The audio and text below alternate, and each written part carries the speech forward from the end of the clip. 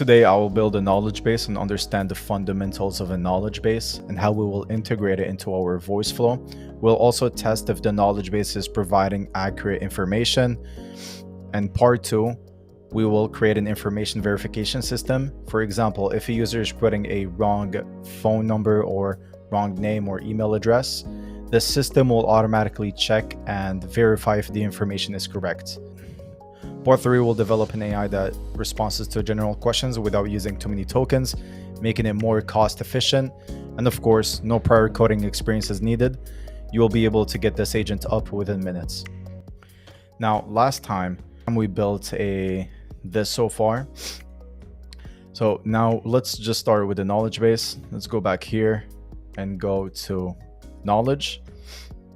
And here you press on the top right, go to add a source. I like to use sitemap because it will take all the URLs that they have in their website. But if you would like to take a specific URL and no other URLs, you can just go do this one. So here we have a law firm. I'm just gonna take their URL, go here, go to sitemap, you paste it, .com/ and make sure at the end you add the sitemap.xml. Okay, as you can see, there's so many right now. Wait, now here, this is the refresh rate. What does refresh rate mean? So this, for example, if they changed something in their website, whether like it's a product or like a service that they provide into their business, it will, you can simply just keep refreshing it. It could be daily, weekly, or monthly. I prefer to put it monthly. As you can see, there's so many URLs. As you can see, there's so many URLs. I think I chose a wrong example for this video.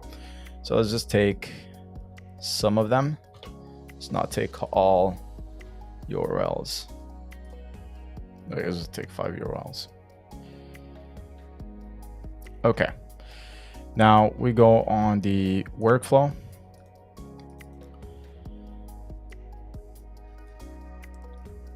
Okay, so here's where we left off from our last video. We basically just made a quick and easy gather up information, like what's your name, what is a good email to reach you at, and if we get disconnected, what is the best phone number to call. And at the end, we made an API that we take in the Excel sheet, right? Now, here's the thing. This was extremely hard back then in Voiceflow. Voiceflow just made an update, I believe, 2 weeks ago.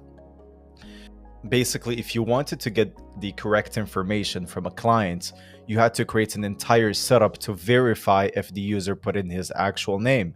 For example, here, before I ask if you're importing questions about your case, may I have your name?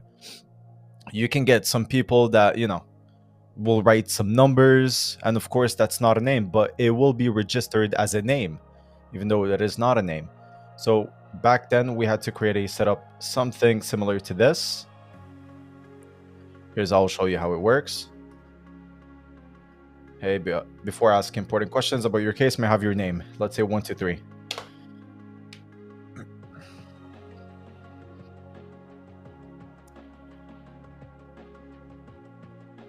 As you can see here, thank you for providing the information about the type. To better assist you, could you please provide the correct name, right? And then here it's Jade.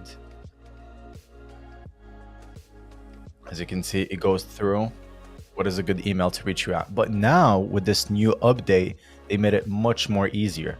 Here's an example. Okay, let's remove this, remove this, remove this, okay? You go on capture.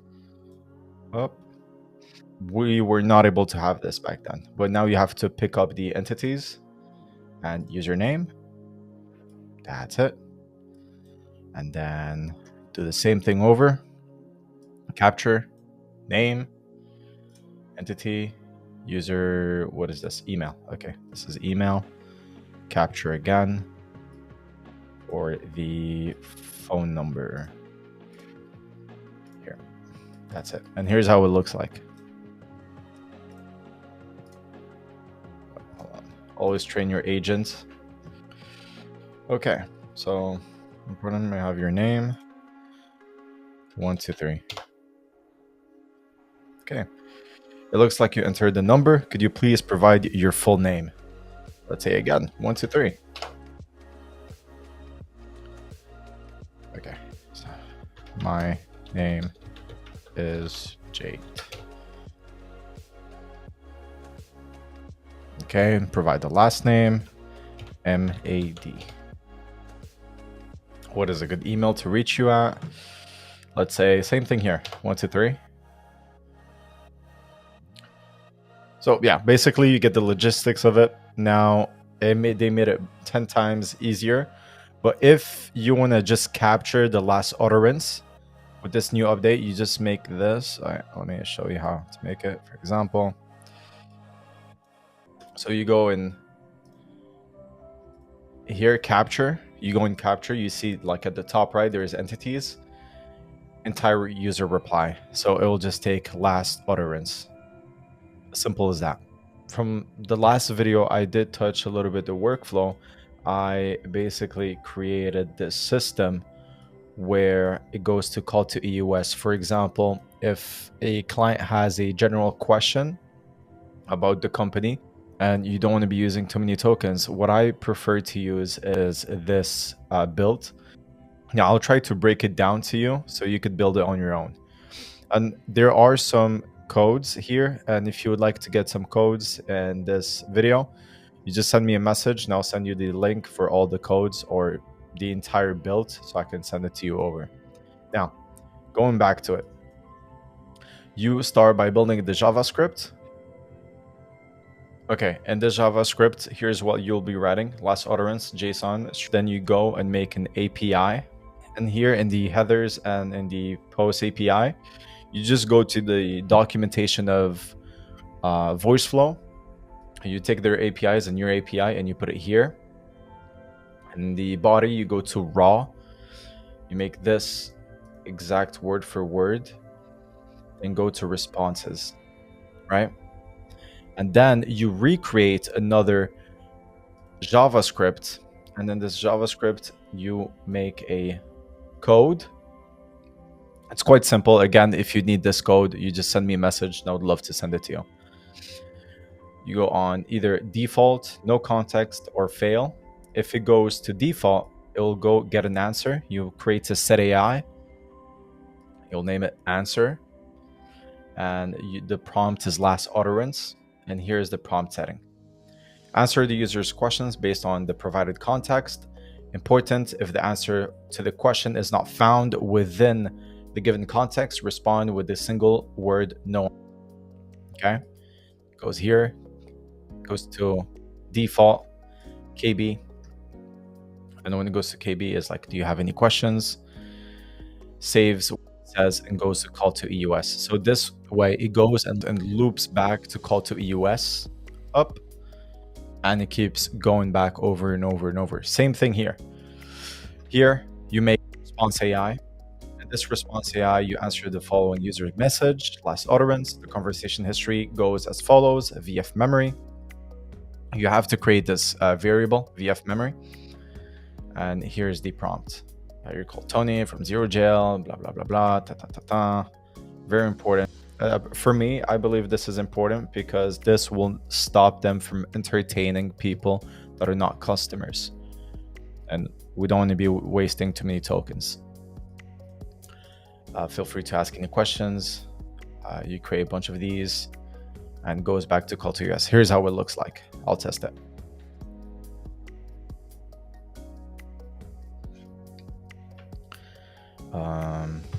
Do you guys sell pizzas?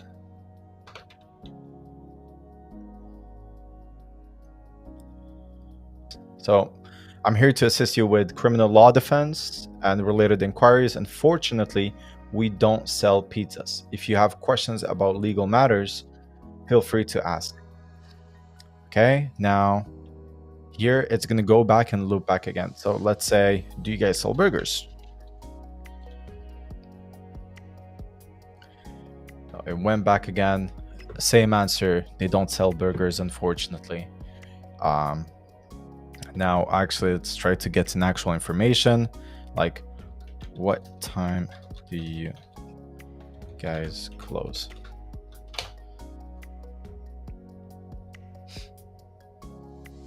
Okay.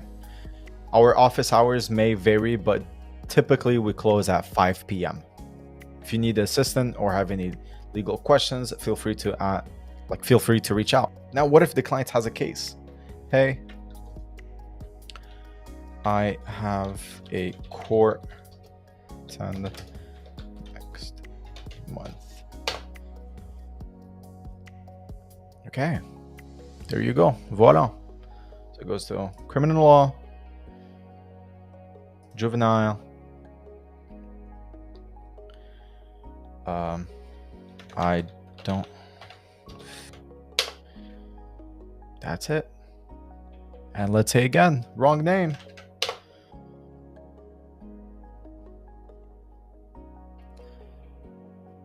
Okay. Voila. So this is how you make a knowledge base, and also how to make a verification system, and how to develop an AI that responds to general questions without using too many tokens. If you have any questions, or if you need the codes to be able to make the general question without using too many tokens, again, feel free to send me a message. I'm here available. I really appreciate you watching this video. Now for the next video, I'll show you guys how I make my chatbots check Google Calendar to see if there is some availabilities, how I can book slots that are not busy. Appreciate you guys watching, and I'll see you in the next one. Thank you.